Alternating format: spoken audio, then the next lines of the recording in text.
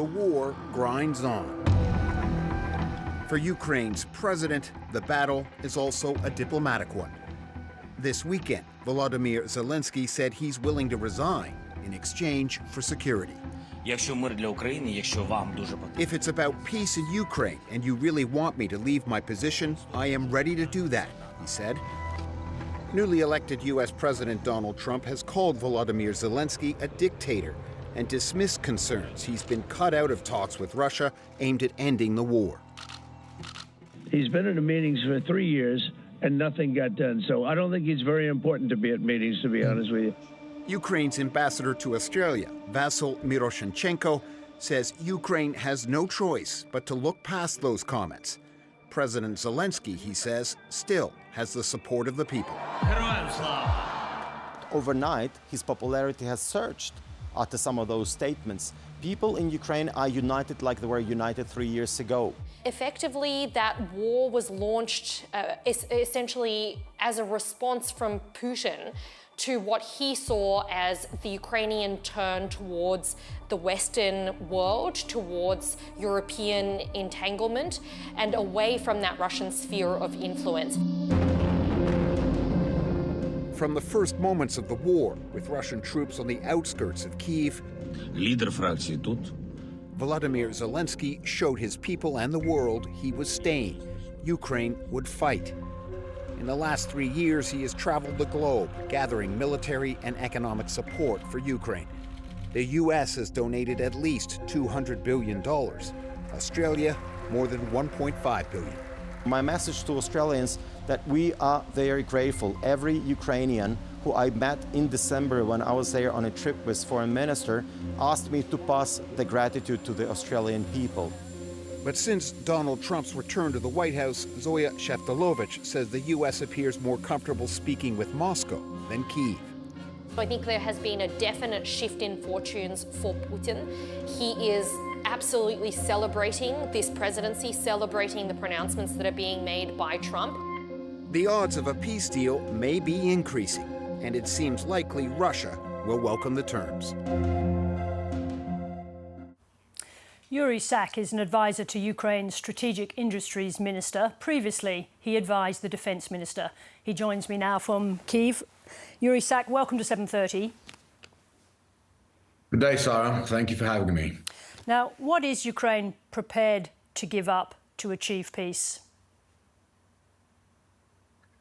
Sarah, it's been a long 3 years, and I would like to start by saying that 3 years after tens of thousands of Ukrainians were killed, after whole cities were obliterated, after more than 20,000 Ukrainian children have been deported and now being brainwashed into becoming Russian citizens, we are still resilient and we are still grateful.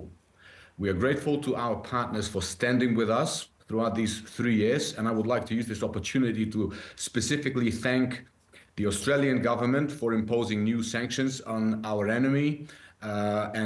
We've just had news that the European Union has imposed another 16th round of sanctions. So peace through force is achievable, and we see that our partners understand this.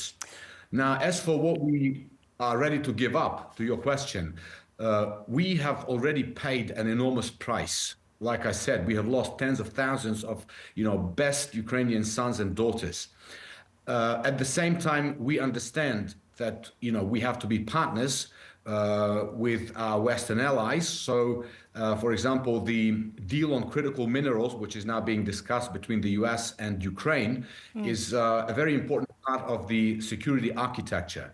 And we want this deal to be fair. We are ready to welcome our partners and welcome their investments in exploring these deposits of critical minerals that we have. But that deal must be also, as our president said very clearly, must have a section that will be clearly stipulating the security guarantees for Ukraine. Well, let me ask you about that, Yuriy Sak, because the US Treasury Secretary Scott Bessent, who has been part of the negotiations with you, he says security guarantees will be implicit because the United States will be involved in Ukraine. Are those implicit guarantees enough for you, or do you need it to be spelt out? Sarah, we have a long history of Russia not delivering on its promise and breaking every single one of the agreements. For example, we had more than 200 ceasefires since 2014, because I would like to remind that this is when this war started and only large-scale invasion began in 2022. Now, we've also had the history with the Budapest Memorandum, right? So 30 years ago, we have given up our nuclear arsenal in return for security guarantees. And mind you, back then, US was part of that Budapest Memorandum, and we know where we are today. So, of course, for us, it is very important that these security guarantees are clearly stipulated and they're not implied or presumed. They must be there in the agreement. And you know, the negotiations, we will sign that agreement. That's our president's clear message. But we want this agreement to be fair. It needs to be a win-win, and it needs to account for the threat that we are facing. Russians cannot be trusted. Now, but in terms of those security guarantees, at the moment you're at an impasse because the Americans are talking about implicit guarantees. Just the fact that America is involved in Ukraine should be enough. Are there any conditions on which you would go ahead, sign this deal, which you say will be signed, without a very explicit set of arrangements with regards to borders and to Russia's next moves? Our president said it very clearly yesterday that he will not sign any deal which is detrimental to the national interests of Ukraine. He just simply doesn't have the authority because, you know, under our constitution, all the raw and critical minerals, they belong to the Ukrainian people. So he's just authorized to sign deals which are good for the Ukrainian people. Having said that, the head of the office of the president and our vice prime minister will travel to the US, and these negotiations are still continuing. So it's work in progress. We have our position. The United States has their position. We will find the right words, hopefully, to convince them to, you know, sign a deal that will work for both sides. And just briefly, how much of those resources are placed inside territory currently held by Russia, and what difference will that make to the nature of the deal that is signed? According to our estimates, about 20% of the deposits that we have are currently on the territories which are temporarily occupied by the aggressor.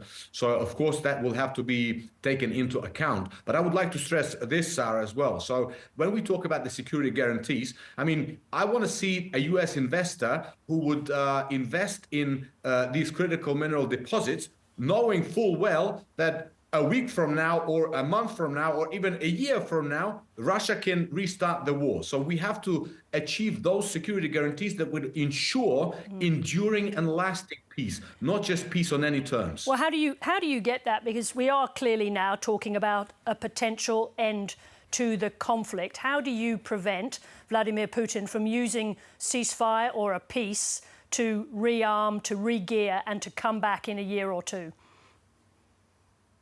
That's exactly what these security guarantees are supposed to do. Our president said that we need a presence of an international contingent on our land, which will make sure that Russians don't move in. We continue to ramp up our own defense industry base and produce our weapons. We've produced millions of drones last year. We've produced strike drones.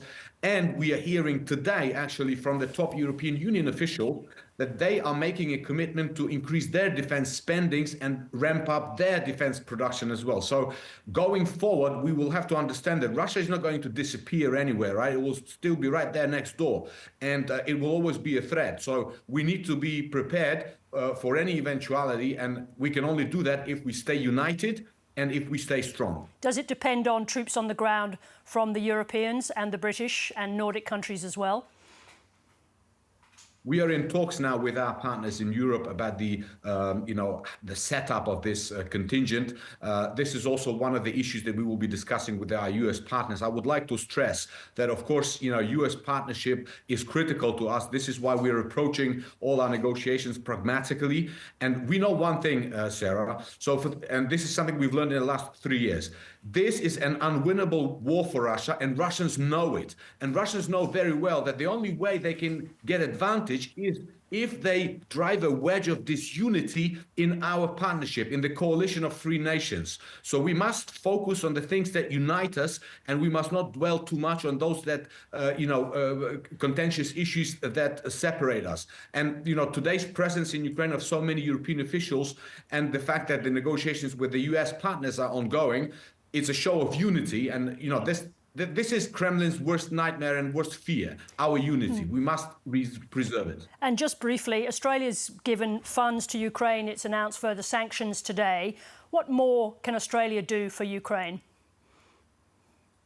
The United States of America, actually, Donald Trump has said it very clear that Indo-Pacific is a very important priority for them, and Australia is a very key major player in Indo-Pacific. So we are grateful already for the support that we have received from Australia, everything from the financial support to Bushmasters, to hopefully tanks will arrive soon.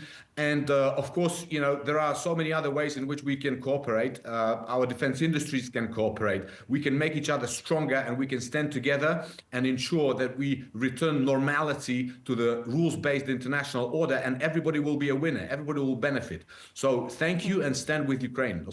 Yuriy Sak, thank you very much for joining us on this dark anniversary. Thank you. Thank you. Thank you, Sarah.